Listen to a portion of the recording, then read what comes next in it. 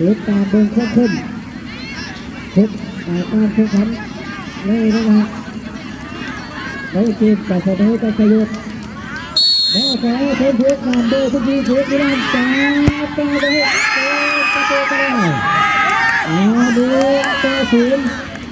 หรือทางเข้าจ้าสามารถที่เสมอได้ที่น้องว่าจะได้ขาส้มขาเสียบ่อสอสามเก้าเข่าหรือบ่อเข่าติดตามเบอร์นักการออกก็คุณนักดับเบิล32จะสามารถที่เสมอตัดบ่อขอคนทุกจากการดวลคิดเหตุเพื่อจะเอาทีมชนะขอจะพบกับไฟฟ้าติดตามเบอร์นักการ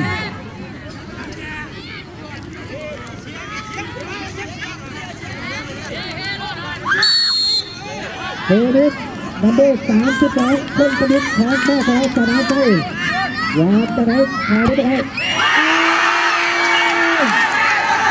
นั่นกันจะเป็นประตูที่2ของบ่อขอศูนย์ทุกจะเป็นประตูทีมได้ไหมบ่อขอศูนย์ทุกตีกาลาบาจะได้ไม่ให้คำตอบขอเสมอโดยการนะครับหาได้กว่าจากการขอก็พูดในการได้สายสารได้เจอได้ดาเต้เจี๊ยบได้แล้วถึงใจได้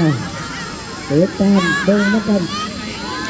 บ่อขอคนที่3เป็นประตูที่2ได้ด้วยนัมเบอร์15จุดตาเด้งอยากจะพบกับไฟฟ้าเพราะว่าไฟฟ้าไปเลิกหาเราตอนนี้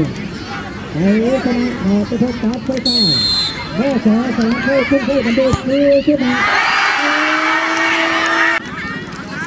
ขอบคุณเลยนะคุณลุงก็บอกเดินมาคนที่4ของแม่ขอคนที่3เป็นประตูที่2ได้ได้ศูนย์นัมเบอร์10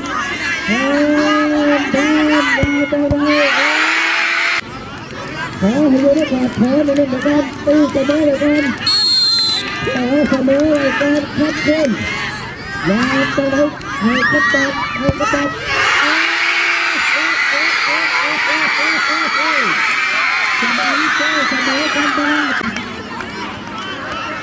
ิดตามดูแล้วกัน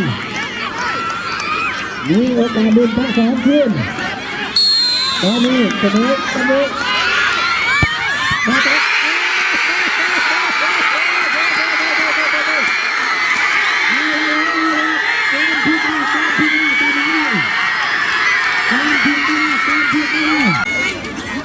ขอเน้นไปก่อนขอโอกาสไปก่อนเน้นไปก่อนหาไปถึงมันได้ทุกทีให้ครับรับหาไปที่เหลือที่ใจอีกมือทีมนัมเบอร์ทุกทีมือทีม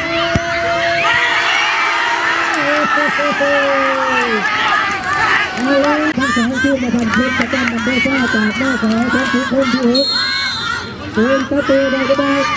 เทียบตีเข้าไปหาใครเดินไปที่จะไปสร้างดูเต้นแรกนั่นเชื่อเล่นเชื่อใครก็ไม่ได้ไม่เจอสนามไฟฟ้า